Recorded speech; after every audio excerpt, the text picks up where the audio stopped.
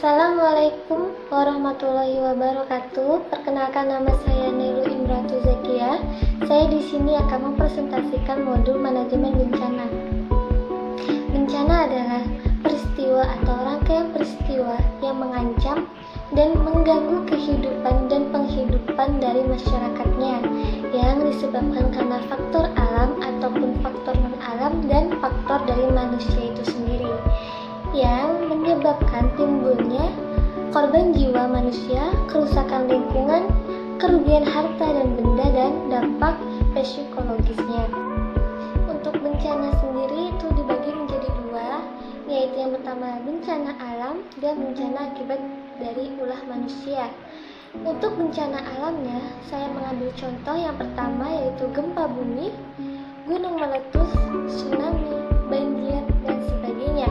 Sedangkan untuk bencana yang diakibatkan oleh ulah manusia, saya ambilkan contoh yaitu yang pertama, kerusakan atau kecelakaan yang diakibatkan dari transportasi laut, darat, dan udara. Yang kedua, kecelakaan di industri. Dan yang ketiga, ledakan bom atom. Dan yang keempat yaitu kerusuhan dan sebagainya. Dampak bencana terhadap kesehatan masyarakatnya yaitu korban massal, panik, depresi, neurosis, diskoordinasi, rusaknya sarana kesehatan, lumpuhnya pelayanan kesehatan rutin. Kemudian di sini saya akan menjelaskan yaitu TRIP. Apa itu TRIP? TRIP adalah suatu sistem untuk melakukan pemilihan penderita berdasarkan kebutuhan pertolongan medisnya atau kondisi klinis dari korbannya, dengan tujuan untuk menentukan prioritas penanganan dan evakuasi korban tersebut, yaitu istilah kita sebut seleksi korban.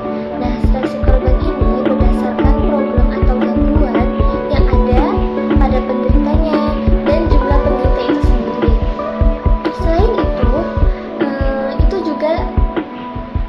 juga melihat dari gangguan ABC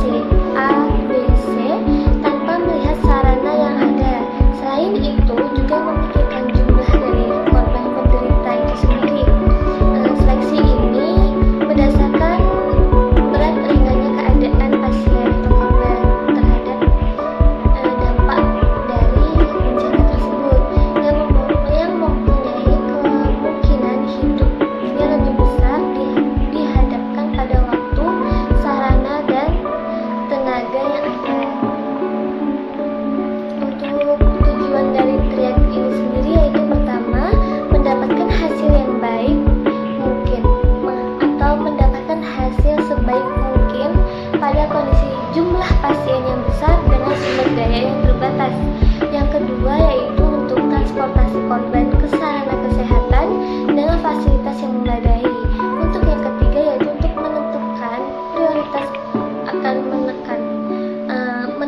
prioritas korbannya, yaitu morbiditas, mortalitas, dan kecacatannya. Lalu kemudian itu ada dasar-dasar dari triad. Triad ini pertama dasar-dasar triadnya yaitu jumlah yang cedera, kedua derajat yang cedera, ketiga kemungkinan bertahan hidup si korban, dan yang keempat yaitu sarana dan kemampuan atau sumber daya yang ada. Yaitu untuk yang dilakukan pada triadnya sendiri yaitu ketika kita melakukan triad, yaitu apa aja yang kita lakukan. Yang pertama itu penilaian tanda vital dan kondisi korban bencana. Kedua, penilaian harapan hidup dari si korban. Ketiga, penilaian tindakan yang diperlukan. Yang keempat, penilaian kemampuan tenaga medisnya. Dan yang kelima itu prioritas penanganan definitif, yaitu prioritas penanganan definitifnya. Dan untuk yang terakhir yaitu pemberian label seperti tanda gelang, merah, hitam, kuning, ataupun hijau. Dan untuk Metode yang kita gunakan pada TRIAC yaitu pertama ada START, yaitu Simple Triage and Rapid Treatment. Yang kedua itu ada Primary Survey atau yang biasa kita kenal dengan ABC atau CAB. Dan yang terakhir yaitu ada algoritma dan sistem tapping atau pengemudian. Untuk klasifikasinya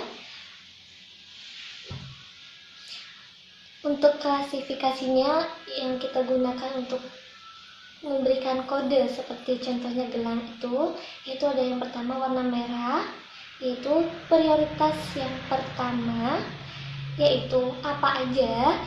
Pertama, untuk kategori korban yang mengancam jiwa atau fungsi vitalnya dan masih punya harapan hidup jika penanganan segera dilakukan atau resusitasi.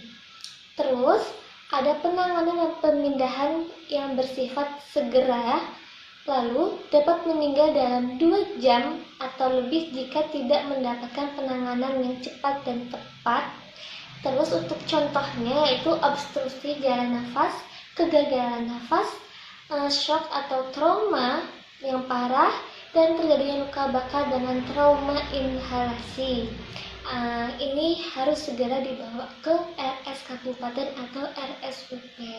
Sedangkan untuk klasifikasi berwarna kuning itu terdapat di prioritas kedua, yaitu memiliki potensial mengancam jiwa atau fungsi vitalnya bila tidak segera ditangani atau dievakuasi ke fasilitas kesehatan sebelum 6 jam.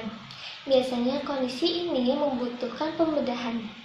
Terus yang kedua yaitu penanganan yang memindahkan bersifat jangan terlambat. Berbeda dengan yang warna merah tadi yaitu segera, sedangkan yang untuk prioritas kedua ini jangan terlambat. Untuk contoh kasus dari klasifikasi warna kuning ini yang pertama yaitu trauma abdomen atau trauma dada tertutup tanpa ancaman afikasia, trauma ekstremitas dan patah tulang dengan pendarahan yang terkontrol, dan trauma kepala tertutup, dan yang terakhir yaitu terjadinya trauma mata dan luka bakar derajat sedang. Ini harus segera dibawa ke RS kecil, tidak harus RSUD seperti yang klasifikasi yang pertama. Terus untuk klasifikasi yang warna hijau ini menempati prioritas yang nomor 3, yaitu penanganan seperti pelayanan biasa, tidak terlalu mendesak, dapat ditunda jika ada korban yang lebih memerlukan bantuan atau penanganan dini. Terus untuk contoh dari klasifikasi yang nomor 3 ini atau warna hijau ini yaitu seperti luka memar, lecet atau fraktur simpel tertutup, dan luka bakar ringan. Ini bisa dibawa ke rumah sakit atau puskesmas. Untuk yang terakhir, klasifikasi berwarna hitam yaitu menempati prioritas yang keempat. Biasanya mengacu pada korban-korban dengan trauma atau penyakit yang sangat serius sehingga kecil kemungkinan untuk selamat atau bisa kita sebutkan beresiko untuk meninggal di tempat. Terus untuk beberapa kasus biasanya prioritasnya lebih rendah untuk dievakuasi atau penanganannya. Untuk contoh dari kasus klasifikasi nomor 4 ini, itu contohnya seperti mati batang otak dan penyakit terminal. Biasanya harus langsung dibawa ke RS Kabupaten atau RSUP. Mungkin sekian dari penjelasan kita tentang modul manajemen bencana. Semoga bermanfaat. Dari saya, kurang lebihnya mohon maaf. Wassalamualaikum warahmatullahi wabarakatuh.